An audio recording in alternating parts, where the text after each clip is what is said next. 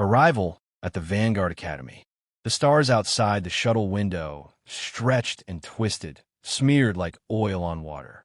Cadet Jack Rourke leaned forward in his seat, heart pounding like the engines beneath him. This wasn't just another mission. This was Vanguard Academy, the most elite interstellar training ground in the galaxy. And he was one of the first humans ever accepted. The shuttle descended into orbit around Varnes 5, and Jack caught his first glimpse of the facility. A sprawling complex of crystalline towers and anti-grav platforms suspended between floating rock islands. It looked more like a myth than a military base. As the doors hissed open, Jack stepped out into the gravity dome and immediately felt the weight shift, 1.2 Earth standard. A small adjustment. He'd trained for worse. The welcoming party was non-existent. Just a terse briefing from an automaton drone and an NAV chip to his dorm. The aliens he passed in the corridors gave him little more than a glance. Some curious, most dismissive. Tall insectoids, reptilian bipeds, beings with translucent skin and extra limbs. All cadets like him, all with centuries of interstellar combat traditions behind them. Humanity was the new kid at the table, and everyone knew it. His first class was close quarters combat and tactical movement, and it was taught by a legend, Commander Sirel-Vann of the Martari Dominion. She stood at the center of the training chamber, towering 6'9" by Earth scale, with blue-black carapace plates and 4 muscular arms crossed over her chest. Her yellow eyes scanned the class as they filed in. No one spoke. Sirel-Vann didn't need words to command attention. "Line up," she said, her voice a low, metallic hum. "Today we begin unarmed engagement drills. Some of you will survive future battlefields. Most will not. My job is to improve those odds." She strode across the room, then paused in front of Jack. Her eyes narrowed. "You. Species designation. Human. Step forward." Jack hesitated only a second. He could feel dozens of eyes on him. His spine straightened as he stepped into the circle. "What is your combat background?" she asked. "Earth Marine Corps," Jack replied. "Specialized in urban warfare." Sirel-Vann gave a dismissive flick of her lower hand. "Primitive. Your species has never fought beyond its atmosphere until recently." Jack smiled, just a touch too cocky. "Maybe. But we're fast learners." The room was silent. Sirel-Vann tilted her head, then spoke slowly. "Demonstrate your evasive reflexes." Before Jack could reply, she moved. A blur, 4 arms in motion, a sweeping leg, the impact like a comet. He didn't even see it coming. One moment he was upright. The next, he was airborne, slammed onto the mat with such force the air fled his lungs. Pain lanced through his shoulder and jaw. His ears rang. His vision swam. The silence was thick. No one moved. Sirel-Vann stood over him, impassive. "You blinked," she said. Jack coughed, blood on his tongue, and rolled onto his side. The overhead lights blurred above him. "You said demonstrate," he muttered, voice hoarse. "Didn't say I had to pass." A pause, just long enough for some in the class to laugh nervously. Sirel-Vann's gaze didn't change, but as she turned away, there was a flicker of something in her expression. Curiosity, perhaps, or the faintest shred of approval. Jack pulled himself up slowly, arm trembling, lips split and swelling. He didn't sit out the rest of the class. He watched, silent and still, every move, every form. He studied the other species, the way they stepped, punched, countered, filed all away. Because Sirel-Vann had made one thing clear. They didn't respect humans. But Jack would change that, even if it meant getting knocked down 100 times. Pride, pain, and perseverance. Jack's jaw throbbed for 3 days. He didn't visit the infirmary. He didn't want to give Sirel-Vann, or any of the other cadets, the satisfaction. Word spread fast through the Academy's networks. The human got flattened in under 3 seconds. Multiple species now referred to him with new nicknames, Groundling Softbone, and worse. He caught the whispers in hallways and the snickers in the mess hall. Most didn't even try to hide it. He let them talk, let them sneer. Because Jack Rourke had learned a long time ago, noise didn't matter. Results did. The next day, he was back in the training chamber. First to arrive, last to leave. Always watching, always absorbing. He didn't understand all the alien martial forms yet, but he saw the patterns. The long reach of the Zalari tail strikes, the coiling stance of the Sekri claw duelers, the Martari's four-limbed blitz tactics. Every night, Jack returned to the small, austere quarters they'd assigned him. There, under the harsh violet light of the Varney's moon, he trained. Push-ups, core drills, speed strikes, shadow combat. But most of all, he studied. The Academy's database was vast, and Jack devoured everything it offered. Physiology charts, cultural combat principles, even archived duels between famous commanders. He began sketching alien weaknesses into his notes, blind spots, delayed reaction types, limb articulation ranges. He layered human combat principles on top. Speed, unpredictability, adaptability. By the second week, the bruises still covered his arms and ribs, but Jack could see progress. He wasn't winning yet, but he wasn't breaking. Commander Sirel-Vann, however, seemed determined to test that limit. She began calling on him daily, mid-drill, mid-spar, sometimes mid-break. Always pushing, always harder. One afternoon, during an evasive maneuver exercise, she barked, "Human. Center mat." Jack stepped up, jaw tight. "Defend yourself." Before he could brace, she lunged again. But this time, Jack moved. Not fast enough to win, but fast enough to avoid the full brunt. Her blow clipped his shoulder instead of his chest. He staggered but stayed upright. There was a brief pause in the room. A flicker of surprise rippled through the cadets. Sirel-Vann reset her stance. "Better," she said and walked away. No praise, no smile. But Jack felt the tremor of pride in his ribs stronger than the pain. That night, lying on his cot, he pulled out a small, tattered photo from inside his footlocker. It was the only personal item he'd brought, a faded image of two boys in uniform, standing on a training field back on Earth. His older brother, Nate, had enlisted during Earth's unification wars, had fought in the orbital sieges over Mars. Nate had been stronger, faster, the natural warrior. Jack had always been the scrappy one, the loudmouth. He remembered Nate's words before leaving for his final deployment. The moment you think you deserve respect is the moment you stop earning it. You don't get by talking, Jack. You earn it with grit. You bleed for it. Nate never came back from Mars. No body, no beacon. Jack had joined the off-world program after that. Not to escape Earth, but to make damn sure humanity's name wouldn't just be tolerated among the stars, but remembered. He tucked the photo away, rolled off the cot, and started push-ups in silence. The next day, the class began a new simulation protocol, zero-gravity combat, within a multi-tiered orbital environment. Jack watched the others, their natural grace in floating motion. The insectoids darted like dragonflies. The Martari could reorient instantly, using quad-limb balance. Humans? Not built for it. But Jack didn't panic. He adapted. By the end of the simulation, he'd improvised a technique of using magnetic tether slings and debris to maneuver, turning his clumsy frame into a projectile weapon. He scored 2 kills before being taken out, both against higher-rank cadets. Sirel-Vann said nothing, but her eyes lingered a second longer than usual as she passed him. Jack didn't need her words. He read the shift in body language, the subtle shift in posture from contempt to calculation. He wasn't just another weak recruit anymore. He was becoming a problem, and Jack Rourke liked being a problem, trial by combat.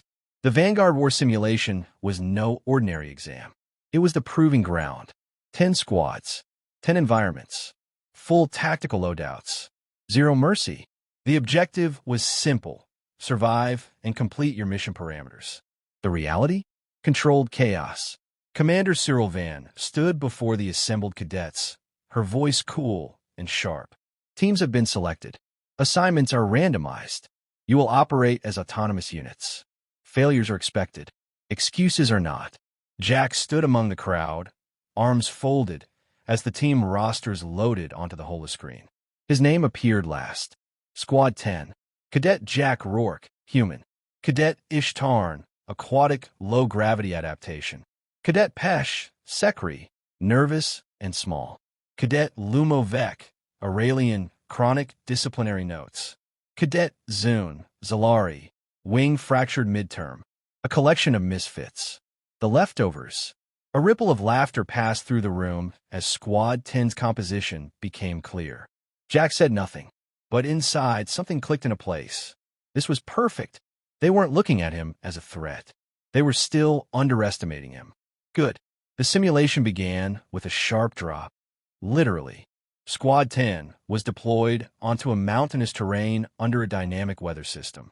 Rain lashed sideways. Visibility was poor. Their objective: capture and hold a beacon site at the peak for 15 minutes. Jack didn't wait for leadership to be assigned. He took command. Zune, you're our eyes.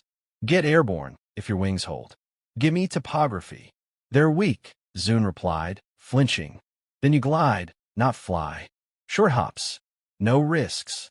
Zune blinked, surprised by the confidence in Jack's tone. He nodded. Ishtarn, water runs downhill. Track flow for shortcuts. Lumovec, I need you on brute force. No solo charges unless I say. Pesh, you're on traps. Give me a reason to love your paranoia. They hesitated. Then one by one followed. Jack didn't lead like a general. He led like a packmate. Fast. Clear. No ego. Hours passed. Squad 10 advanced with surgical precision, bypassing traps, setting diversions, triggering false alarms. Jack used everything Earth taught him: flanking from high ground, environmental ambushes, disruption tactics. 3 squads fell before even realizing where the attacks came from. Every cadet they encountered expected brute force. Jack gave them misdirection and mischief. Word traveled fast. Commander Sirel-Vann, monitoring the feed from the control center, narrowed her eyes. Squad 10 was outperforming simulations by 43%. Tactics were irregular, improvised, human. She tapped into the final scenario data. Squad 1, her elite unit, led by Lieutenant Relin K, a towering Threx hybrid with reinforced armor plating, had been rerouted to intercept Squad 10. Jack didn't panic when the intercept warning flashed on his HUD. We've got incoming, Relin AK squad. Zune reported, gliding in low and hard. 6 strong. Perfect formation. Jack smiled. Perfect's predictable. He led his team into a narrow ravine laced with fog and stone outcroppings. Then, using a series of reflective beacons and thermal flares, he created false heat signatures and simulated movement. Relin AK took the bait. What followed wasn't a battle. It was a hunt. Jack turned the terrain into a weapon. His squad picked off Relin AK's team one by one using guerrilla-style ambushes. Jack personally engaged Relin AK, not in brute force, but in a trap he designed hours earlier, involving unstable rock formations and a short delay seismic charge. When the Threx warrior fell, buried under debris, Jack stood at the edge of the ridge, chest heaving. Mission timer: 14 minutes and 59 seconds. Objective held. Commander Sirel-Vann watched the footage in silence. The humans' tactics weren't refined. They were brutal, dirty, clever. They mirrored something ancient and raw. Not evolved war, but adaptive survival. Primitive, yet effective. She keyed in a private command. Sim terminate. Squad 10, report to debrief. Jack stood under the simulated rain, looking out over the misty valley, his team silent behind him. For the first time since he'd arrived, the silence wasn't scornful. It was respectful. He turned to them and said simply, "We don't win by being them. We win by being better at being us." And for the first time, they believed it. The instructor falls. The training dome pulsed with heat and silent anticipation. Word had spread far beyond the cadet ranks, through command channels, among war colleges, and even off-world, to the outer systems where political species watched with interest. The human had done the impossible. Squad 10's success in the war simulations hadn't just raised eyebrows. It had shattered centuries of assumptions. The species known for chaos and emotion had outmaneuvered veteran races with nothing but grit, instinct, and raw creativity. Now, a new challenge had been issued. An ancient right at Vanguard Academy. Rare. Reserved only for final-year cadets or those whom instructors saw as peers worthy of direct test. It was called Keth Vera, a duel, not of ego, but of legitimacy. Instructor versus student. No one remembered the last time it had been invoked against a first-term cadet. But Commander Sirel-Vann had issued the challenge with a single word during the debriefing. Fight! Jack had accepted before anyone could speak. Now he stood at the center of the arena, unarmored, no weapons, just his mind, his body, and every lesson he'd scraped from bruises and blood since arrival. The dome's doors parted, and Sirel-Vann entered. She wore no combat gear, no shielding tech, just her four-limbed carapace armor and the implacable calm of someone who had trained warlords. They faced each other in silence. "I did not challenge you to punish you," she said, her voice smooth as polished steel, "but because I no longer know how to beat you without understanding you." Jack nodded once. "Then let's see if you can." The arena darkened, then surged to life with holographic terrain shifts. Jagged rocks, uneven terrain, simulated smoke. The match began. She moved first, fast, deliberate, precise. Jack evaded the first strike, just barely, ducking under a sweeping kick that would have shattered ribs. He didn't fight her power. He used her momentum, sidestepping, redirecting, letting her force burn itself out. He'd studied her. Every motion, every habit. Sirel-Vann realized it after the fourth missed strike. The human was adapting in real time. He wasn't reacting, he was reading. "You've improved," she said, circling him now. "No, I've evolved." Jack lunged, not with brute force, but with precision. A low feint, a spinning kick, and a roll to reset distance. Not to land a blow, but to disrupt her rhythm. The audience didn't cheer. They watched, breathless, because this wasn't flashy. It was a conversation in combat. A question-and-answer exchange of intent, reaction, and control. She came at him harder, twin-arm feints, upper strike pivots. Jack stumbled once, caught a glancing hit across the ribs, but didn't fall. He turned pain into leverage, locking one of her arms briefly before disengaging. The dome shifted again, now simulating zero gravity. Sirel-Vann had the advantage, until Jack grinned. He launched himself using terrain anchors, bouncing off surfaces, controlling drift through calculated pivots.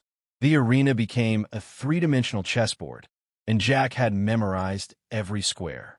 She came for him in midair. He used her mass against her, catching a forearm and twisting with a practice torque that flipped her, just enough to throw her off course. They both slammed to the ground, grunting. She rose first. He rose slower, bleeding now from a split brow. Sirel-Vann raised her arms. "Yield. You're outmatched." Jack steadied himself, breathed, then smiled through the blood. "I already won." She frowned. "Not by beating you," he continued, "by making you take me seriously." Then he moved, swift, deceptive, unpredictable. The Martari style she'd used against him in week one, he'd mirrored it now and added layers of human misdirection. A fake stumble turned into a rising elbow. A retreat spun into a low kick. And before she could reset, Jack struck. A single open palm hit across her jaw. Not enough to injure, but enough to shock. She staggered, blinked, then straightened slowly. The dome fell silent. Jack lowered his arms.